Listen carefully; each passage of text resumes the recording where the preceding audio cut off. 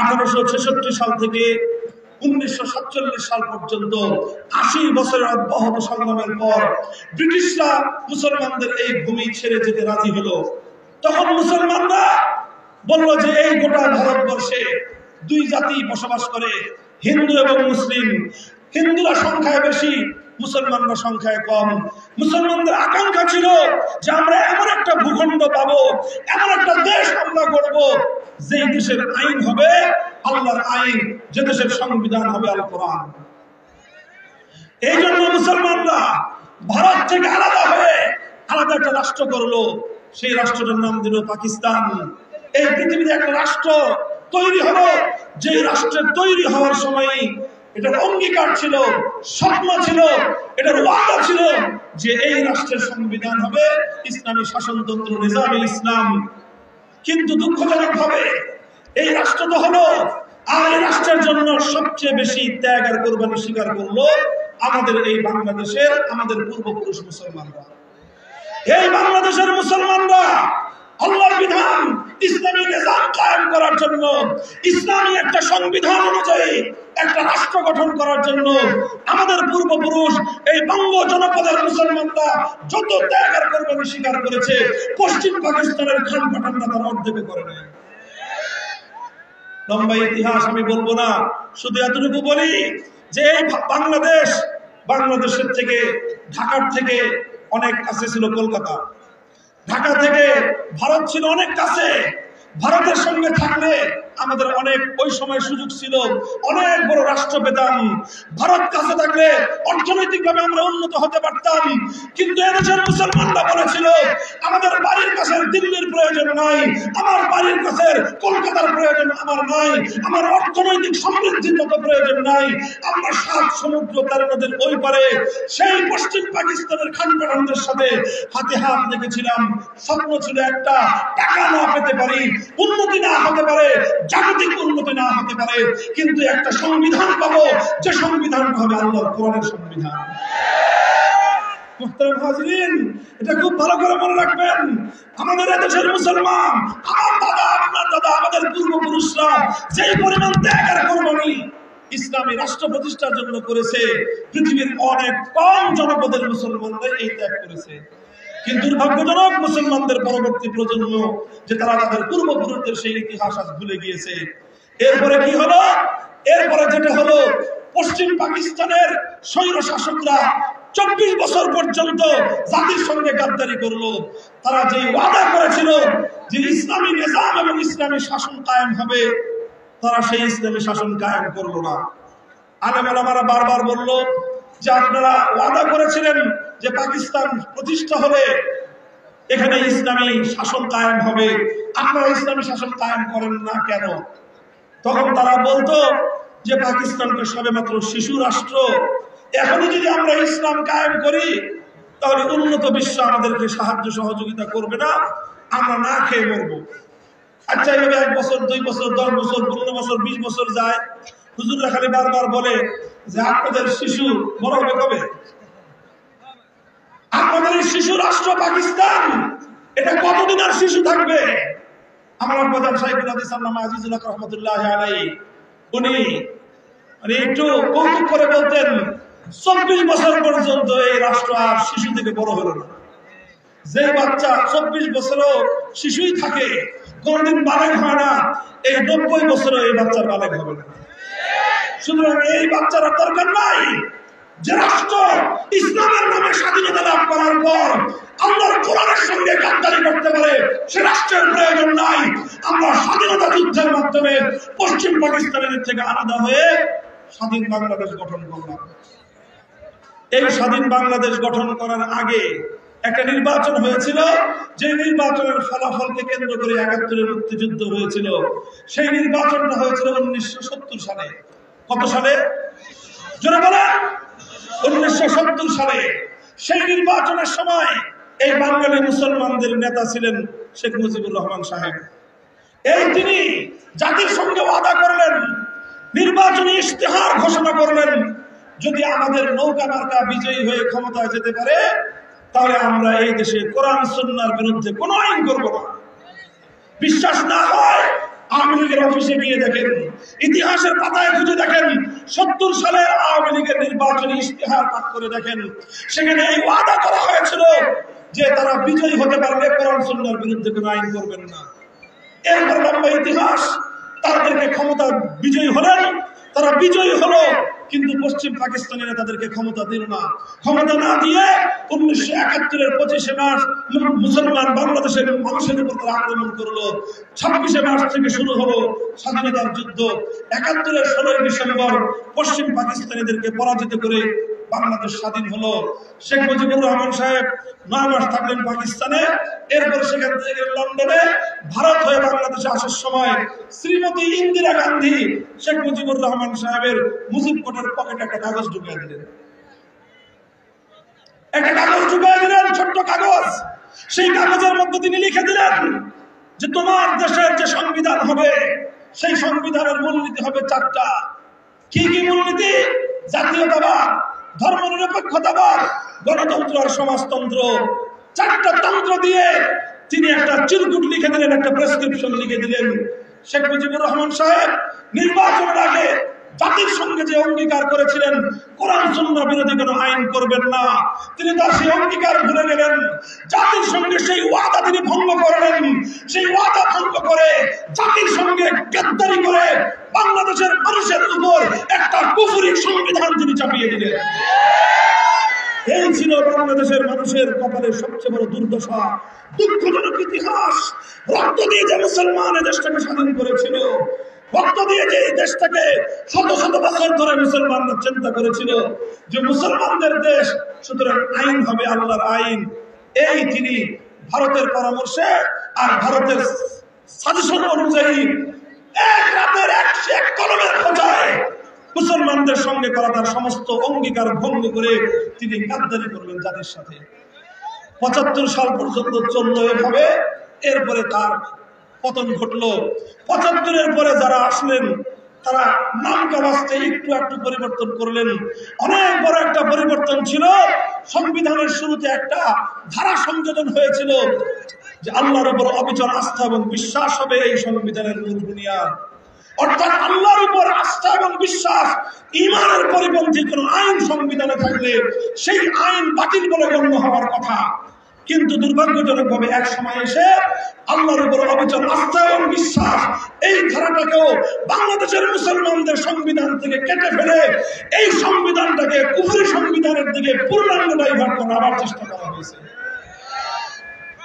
আজ এই কথাগুলি আমি আপনাদেরকে কেন বলতেছি দেখেন, শুধু রাজনীতির আলোচনা করা আমার উদ্দেশ্য নয়। আমার মূল কথা হলো আমার জাতির ঈমান হেফাজত করা। আমার মূল উদ্দেশ্য হলো এই জাতির ঈমানকে রক্ষা করা। যদি মুসলমানদের দেশে আল্লাহর কোরআন সম্মত সংবিধান না থাকে, মুসলিম জাতির মধ্যে রাষ্ট্র ব্যবস্থায় যদি আল্লাহর আইন বাস্তবায়নের কোনো ব্যবস্থা না থাকে, তাহলে মুসলমানরা নিশ্চিন্তকালেও পরিপূর্ণ ঈমানের উপর থাকতে পারবে না। এমন এমন আইন তৈরি করা হয় যে আইনগুলো মানতে গেলে ঈমানের উপর থাকা যায় না। ছোট্ট একটা দৃষ্টান্ত দেই। এই যে মুসলমানরা যখন কোন সরকার গঠন করে, সরকারের মধ্যে যখন কোন মন্ত্রী যত বড় আলেম হোক, রাষ্ট্রের বিধান অনুযায়ী তাকে জাতীয় স্মৃতিসৌধে যেতে হয়। আচ্ছা, শহীদদের প্রতি শ্রদ্ধা জানাতে কোন আপত্তি নাই, বরং এটা ইসলামের নির্দেশ শহীদদেরকে স্মরণ করা, শহীদদেরকে শ্রদ্ধা জানানো। কিন্তু শহীদদেরকে শ্রদ্ধা জানানোর পদ্ধতিটা কি হবে? এটা হিন্দুয়ানি পদ্ধতি হবে না ইসলামী পদ্ধতি হবে?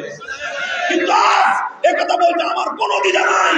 বাংলাদেশে মুক্তিযুদ্ধের শহীদদের প্রতি শ্রদ্ধা জ্ঞাপন করার যে পদ্ধতি রয়েছে সেটা ইসলামী পদ্ধতি নয়, সেটা ইমানি পদ্ধতি নয়, সেটা হিন্দুয়ানি কুফরি পদ্ধতি। কোন মুসলমান কোন কবরের উপর ফুলের স্তবক দিতে পারে না, কোন মুসলমান কোন কবরের উপর কোন ফুল দিতে পারে না। কিন্তু আমার দেশে হিন্দুয়ানি সংস্কৃতি অনুসরণ করে, আল্লাহ নবীর সুস্পষ্ট হাদিস লঙ্ঘন করে এভাবেই করতে হয়। এটাই রাষ্ট্রীয় বিধান। এই ক্যান্টনমেন্টের মধ্যে একটা শিখা নির্মাণ আছে, একটা আগুন আছে। প্রত্যেকটা বিজয় দিবস, স্বাধীনতা দিবসে সে আগুনকে গিয়ে সালাম দিতে হয়। অথচ আগুনকে সালাম জানানো, আগুনকে স্যালুট জানানো, এটা অগ্নি পূজার নামান্তর, স্পষ্ট শিরক। কেন এগুলো কেন হয় বাংলাদেশে? কারণ বাংলাদেশের সংবিধানের মধ্যে মূল ধারাগুলোই হলো কুফরি ধারা। কথাটা বুঝতে পারছেন আপনারা আমার? আর দুটো কথা বলে আমি আলোচনা শেষ করব, খুব লক্ষ্য করে শুনেন। এই সংবিধানের আলোকে বাংলাদেশে একটা নির্বাচন কমিশন আছে। কি আছে? যারা বলেন কি আছে? নির্বাচন কমিশন। আমরা তো সকলেই বলি যে হুজুররা সবাই নির্বাচন ঐক্যবদ্ধ হয়ে আসেন, ভোট দিয়ে আপনাদেরকে পাশ করাই দিব। কিন্তু এই নির্বাচন কমিশন, যে ভোট দিয়ে আপনারা ইসলামকে ক্ষমতায় বসাবেন, যেই সরিষা দিয়ে ভূত তাড়াবেন, ওই সরিষার মধ্যে ভূত ভরে আছে। এই নির্বাচন কমিশন যখন আইন করলো যে নির্বাচন কমিশনের নিবন্ধন ছাড়া আর কেউ নির্বাচন অংশগ্রহণ করতে পারবে না, নির্বাচন কমিশন নিবন্ধনের জন্য সবাই জমা দিল। জমা দিলে তারপরে কি হলো? বাংলাদেশে একটা ইসলামী সংগঠন ছিল, সেই ইসলামী সংগঠনের নাম হলো ইসলামী শাসনতন্ত্র আন্দোলন। নাম জানেন? ইসলামী শাসনতন্ত্র আন্দোলন। অর্থাৎ আমরা কুফরি শাসনতন্ত্র মানি না, আমরা কি কায়েম করতে চাই? যারা বলেন ইসলামী শাসনতন্ত্র। যে সংগঠনটা প্রতিষ্ঠা করেছিলেন বাংলাদেশের শীর্ষ সকল ওলামায়ে কেরাম ঐক্যবদ্ধ হয়ে, শাইখুল হাদিস রাহমাতুল্লাহি আলাইহি ছিলেন এর প্রধান। তার প্রধান সহযোগী ছিল বাইতুস শরফের মরহুম পীর সাহেব আব্দুল জব্বার রাহমাতুল্লাহি আলাইহি। তার অন্যতম সহযোগী ছিলেন চরমনার মরহুম পীর সাহেব সৈয়দ ফজলুল করিম রাহমাতুল্লাহি আলাইহি।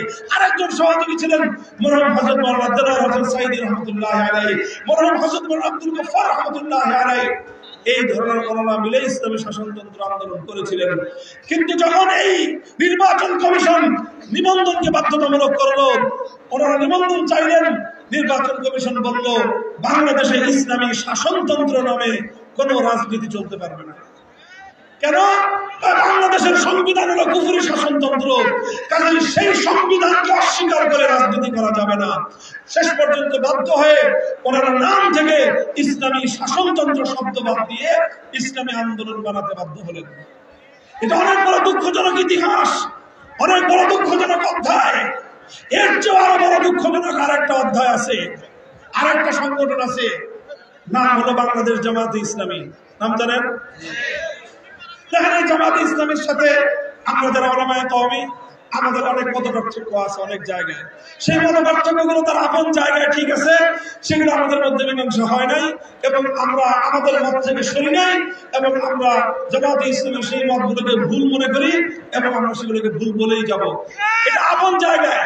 কিন্তু কথা হলো, জামায়াতে ইসলামের নিবন্ধন বাংলাদেশের হাইকোর্ট বাতিল করে দিয়েছে। জানেন? বাতিল করে দিয়েছিল, জানেন এটা? কেন বাতিল করেছিল? যে আলেমদের সঙ্গে মতবিরোধ আছে এই জন্য।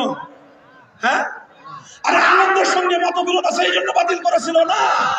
বাতিল করেছিল একটা কারণে, সেটা হলো জামায়াতে ইসলামের সংবিধানের মধ্যে আল্লাহর সার্বভৌমত্বের কথা বলা হয়েছে। অর্থাৎ এক আল্লাহর ওয়াহদানিয়ত, আল্লাহর একত্ববাদের কথা ছিল। এই জন্য হাইকোর্ট বলল যে আমার দেশ হলো শিরকের দেশ, এই দেশে একত্ববাদের রাজনীতি চলতে পারে না। মুসলমান, এখনো তোমাদের হৃদয়ে রক্তক্ষরণ হয় না, এখনো তোমার হৃদয় থেকে রক্ত ঝরে না। তুমি আবার নিজেকে মুসলমান বলে নিজেকে খুব গদগদ ভাবো, আহ্লাদিত ভাবো। তোমার হৃদয় থেকে রক্তক্ষরণ হওয়া উচিত, তোমার চোখের অশ্রুতে তোমার বুক ভাসা উচিত, যে যেই দেশটায় তিতুমিররা রক্ত দিয়েছিল আল্লাহর দ্বীনের জন্য, হাজী শরীয়তুল্লাহরা রক্ত দিয়েছিল আল্লাহর দ্বীন বাস্তবায়নের জন্য, হাজার হাজার শহীদ গাজীরা জীবন দিয়েছিল আল্লাহর জমিনে আল্লাহর আইন বাস্তবায়নের জন্য। আর সেই জমিনে সেই আল্লাহর একত্ববাদের কথা থাকবার কারণে রাজনৈতিক দলকে দেশের সর্বোচ্চ আদালত নিষিদ্ধ ঘোষণা করেছে। মুহতারাম হাজিরিন, বসেন, কথা বুঝে নেই। একটা ছোট্ট কথা বলে আমি আমার আলোচনা শেষ করতেছি। এই সবগুলো কথা আপনাদের কাছে আমি কেন বললাম? কারণ আজ বাংলাদেশে একটা আওয়াজ উঠেছে, সেই আওয়াজটার নাম হলো সংস্কার আওয়াজ। কিসের আওয়াজ? সংস্কার করো, পরিবর্তন করো।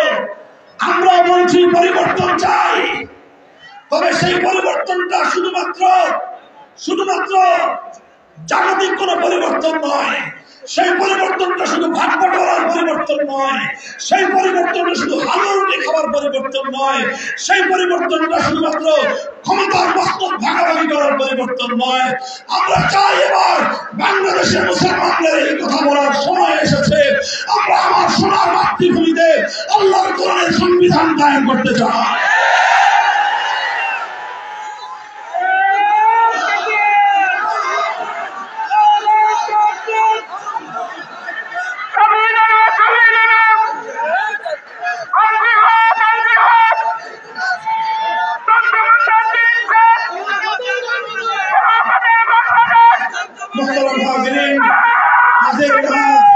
জাতীয় এই সংস্কার আওয়াজের মধ্যে আমাদের স্পষ্ট কথা, রায়গঞ্জ, সিরাজগঞ্জ এবং এই অঞ্চলের লাখো জনতার এই মজমায় আমি কথা বলতে চাই এবং আশা করি সকল মুসলিম জনতা আমার কথা হৃদয় দিয়ে উপলব্ধি করবেন, হৃদয়ের মধ্যে কথাটা গেঁথে রাখবেন। আমাদের স্পষ্ট কথা, 1 নম্বর, এই সংবিধানে কোন জাতির পিতা দরকার নাই, একজন পিতারও দরকার নাই যেই পিতা নাকি তার স্বাধীনতা সময়কার প্রতিশ্রুতি এবং অঙ্গীকার ভঙ্গ করে জাতির উপর কুফরি সংবিধানের অভিশাপ চাপিয়ে দিতে পারে, সে এই মুসলিম জাতির পিতা হওয়ার কোন যোগ্যতা রাখে না। আবার কেউ কেউ আমেরিকা থেকে ধার করে সেখান থেকে এনে অনেকজন জাতির পিতার একটা ধারণা নিয়ে আসছে। আমরা বলি আমেরিকান ধারণা এটা ওই সাগরের উপর রাখে, আমেরিকান ধারণা অনুযায়ী মুসলমানদের বাংলাদেশ চলবে না। এই জন্য বহু পিতা আমাদের দরকার নাই। আমাদের একটা কনসেপ্ট আছে, মিল্লাত আবিকুম, মিল্লাত আবিকুম, মুসলিম জাতির পিতা ইব্রাহিম, এটা আল্লাহর কোরআন বলে দিয়েছে। এই জাতির পিতার পর আর কোন জাতির পিতার প্রয়োজন আমাদের নাই। 1 নম্বর কথা। 2 নম্বর কথা হলো, পদে পদে যেন এভাবে আমাদের আল্লাহর কোরআনের সঙ্গে সাংঘর্ষিক কার্যকলাপে লিপ্ত হতে না হয়, এভাবে যেন আমাদেরকে আল্লাহর আইনের বিরুদ্ধে গিয়ে মানব রচিত আইনের দ্বারা যেন আমাদেরকে শাসিত হতে না হয়। আর এভাবে মানুষের তৈরি আইনের কাছে বিচার চাইতে গিয়ে হাজার হাজার লক্ষ লক্ষ কোটি কোটি মুসলমানের ঈমান যেন খতরার মধ্যে না পড়ে। আমি শুরুতেই কোরআনের আয়াত বলেছিলাম যে দেখেন আল্লাহ বলেছেন, দেখো যারা বলে আমরা ইমানদার, ইমানদার বলে দাবি করো, আবার মানব রচিত আইনের কাছে তুমি বিচার চাও, কোশ্চেন কেন এটা হতে পারে না। এখন আমাদের সমস্যা হলো এই যে আমরা বিচার চাইবো কোথায়? মানুষের আইন ছাড়া তো বিচার চাওয়ার কোনো জায়গায় দেশে নাই। কথা বলেন, আল্লাহর আইনে বিচার চাওয়ার সুযোগ এখানে নাই। তাহলে এই দেশে মুসলমানদের ঈমান এবং ইসলাম নিরাপদ থাকলো কিভাবে? এই জন্য ইসলাম আর ঈমান আমরা পরিপূর্ণভাবে এই দেশে পালন করতে পারি না। যত বড় হুজুর হন, যত বড় জুব্বা গায়ে দেন, যত বড় পাগড়ি পরেন, যত রাকাত নফল পড়েন, আমাদের এই দেশে থেকে পরিপূর্ণ ঈমান এবং ইসলাম পালন করা সম্ভব নয়। এই জন্য যেহেতু প্রতিদিন প্রতিনিয়ত আমি, আপনি, আমার আশপাশের লোকজন তারা নানা রকম ইসলাম এবং ঈমান বিরোধী কার্যকলাপের সঙ্গে ইচ্ছায় হোক অথবা বাধ্য হয়ে হোক জড়িত হতে হয়। এই জন্য এখন কি বাংলাদেশে এমন একটা সময় আসে নাই যে আমরা সম্মিলিত ভাবে আরেকটা ঝাঁকুনি দিব, আর ওই ঝাঁকুনি হবে আল্লাহর জমিন থেকে ইসলাম বিরোধী সমস্ত ধারাগুলোকে বাতিল করার ঝাঁকুনি। আওয়াজ তুলতে হবে, এবার বাংলাদেশের সংবিধানে একটা ধারা সংযোজন করতে হবে। সেই ধারা হলো কোরআন সুন্নাহ বিরোধী যত আইন থাকবে সমস্ত আইন বাতিল হবে, সমস্ত আইন বাতিল হবে।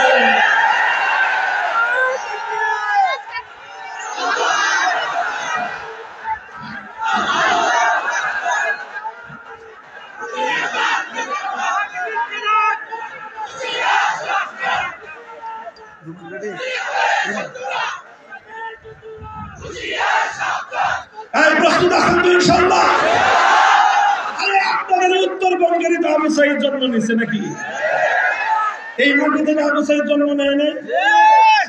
আমরা তো হেফাজতে ইসলামের পক্ষ থেকে আবু সাঈদের কবরের পাশে বিশাল এক মাদ্রাসা কায়েম করার ঘোষণা দিয়েছি।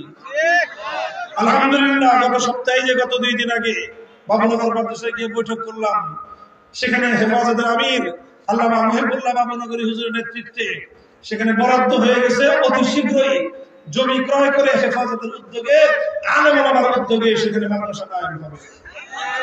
শহীদদেরকে আমরা এভাবে স্মরণ করে রাখতে চাই, যেভাবে আসহাবে কাহফের 6 যুবককে স্মরণ করে রাখার জন্য সে যুগের ইমানদাররা আসহাবে কাহফের তাদের সেই জায়গার গুহার পাশে মসজিদ নির্মাণের সিদ্ধান্ত নিয়েছিলেন। আমরা ঠিক একইভাবে বাংলার বীর শহীদদেরকে স্মরণ করব, তবে হিন্দুয়ানি কালচারে নয়। যেই মাটিতে আবু সাঈদ জন্ম দিয়ে জালেমের সামনে বুক টান করে বুকের উপর বুলেটকে বরণ করে নিতে পারে, সেই মাটিতে আল্লাহর কোরআনের বিধান বাস্তবায়ন করার জন্য হাসি মুখে প্রাণ দিতে পারে কারা?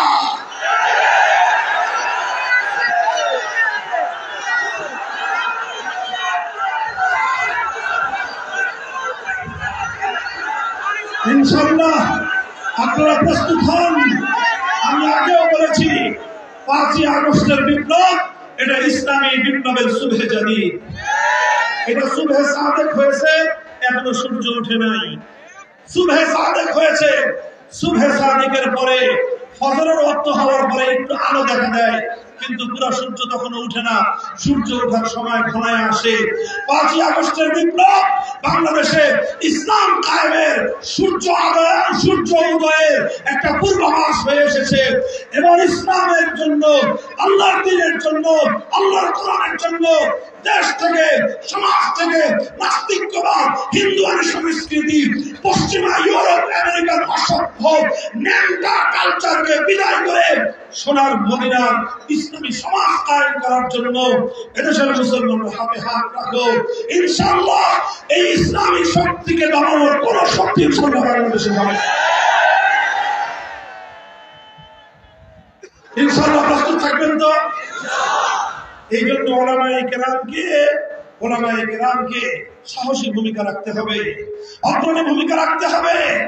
সকল আলেমরা নয়, কিছু আলেম তালিমের কাছে থাকতে হবে, কিছু আলেম দাওয়াত এবং তাবলীগের কাছে থাকতে হবে, কিছু আলেম তাজকিয়া তাসাউফের খেদমতে থাকতে হবে, আর কিছু আলেম মাথায় কাপড়ের কাপড় বেঁধে ময়দানে নামতে হবে।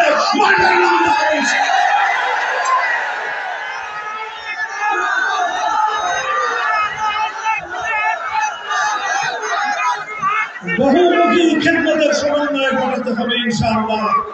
ইনশাআল্লাহ বলেন, সম্ভাবনা আছে না নাই? ইসলামের বিপ্লব হবে কি হবে না? আল কোরআনের বাস্তবায়ন হবে কি হবে না? আমাদের যুগ আবার ফিরে আসবে কি আসবে না? আসবে ইনশাআল্লাহ। ইনশাআল্লাহ সেই যুগ আমাদের প্রজন্মই দেখে যেতে পারবে ইনশাআল্লাহ। মুহতারাম হাজিরিন, অনেক রাত হয়েছে। আমি আবারও বলছি, লাখো জনতার এই বিশাল মজমা শান্তি শৃঙ্খলার সাথে আখেরি মুনাজাত পর্যন্ত থাকবেন তো ইনশাআল্লাহ? কারা কারা শেষ মুনাজাত থাকবেন বলতে হবে? এই কিছু মানুষ হাত উঠান নেই, হাত উঠান, সবাই হাত উঠান ইনশাআল্লাহ থাকবেন তো? হাত তোলেন। আমি আপনাদের কাছে ছোট্ট একটা আবেদন করব। আমি আপনাদের এই এলাকায় আসলে মেহমান না। আপনারা জানেন, যাদের বয়স 30-এর উপরে তারা জানেন যে আমি এই এলাকায় দীর্ঘ 5 বছর ছিলাম। তখন অবশ্য রোহা মাদ্রাসা হয় নাই, বেতুয়া মাদ্রাসায় ছিলাম আমরা। তারপরে সেখান থেকে রোহা মাদ্রাসার বুনিয়াদ কায়েম হয়েছে। এই এলাকায় বেতুয়া, রোহা, ধানগড়া, লক্ষ্মীকোলা এই এলাকায় আমাদের বিচরণ। কাজে সেই হিসাবে অন্য সব এলাকার চেয়ে আপনাদের এলাকার মানুষের সাথে আমার ব্যক্তিগত হৃদয়ের বন্ধন অনেক মজবুত। এই বন্ধন না থাকলে হয়তো আপনাদের নিভৃত অঞ্চলে আসার সুযোগ আমার হতো না। অন্য অনেক জায়গায় আমার যাওয়ার সুযোগ হয় না। এলাকার মানুষের একটা হক আমার উপরে আছে। খালি হক একতরফা না, আমারও হক আছে আপনাদের উপর আছে। তাহলে এই যে মাদ্রাসাটা, সুন্দর একটা মাদ্রাসা কায়েম হয়েছে, আলহামদুলিল্লাহ। এই মাদ্রাসার সব কিছুর সাথে আমার আত্মার সম্পর্ক আছে। বিভিন্ন সময় এখানে আসা যাওয়া হয়। এখান থেকে ছেলেরা, বাছাইকৃত কিছু ছেলেরা আমাদের কাছে পড়াশোনা করতে যায়। আমরা তাদেরকে পড়াশোনা করিয়ে আপনাদের এলাকার উপযুক্ত করে তৈরি করার চেষ্টা করি। কাজে আমাদের এই মার্কাজটা দিন দিন উন্নতি হোক। এই উঠতেছেন কিনা আপনারা? বসেন একটু আগে হাত উঠে আদা করলেন ভাই। যারা উঠতে চায় একটু বসায় দিয়ে দেন। আমি আপনাদের এই মাদ্রাসার জন্য এখানে আগেই বলেছেন মঞ্চ থেকে ওলামায়ে কেরাম যে এখানে জিন্দাবাদ আর নারায়ে তাকবীর দিয়ে নাম ধরে ধরে কালেকশন করা হয় না, খুব ভালো জিনিস। তবে এখানে একটা রুমাল কালেকশন করা হয়। কথা করেন বলেন ঠিক আছে? রুমাল কালেকশন আমি শুনেছি আগে আব্দুল বাসেত খান সাহেব হুজুর করেছে। আব্দুল বাসেত খান সাহেব হুজুরের সময় আপনারা কিছু দিয়েছেন, এখন আমি যদি চাই কিছু দিবেন না ইনশাআল্লাহ? আমি সাধারণত একটু বড়টা চাই, বড় বলতে লক্ষ টাকা চাই না। আমি যে জিনিসটা চাই সেটা হলো আপনাদের যার পকেটে বর্তমানে সবচেয়ে বড় যে নোটটা আছে ওই নোটটা দিবেন।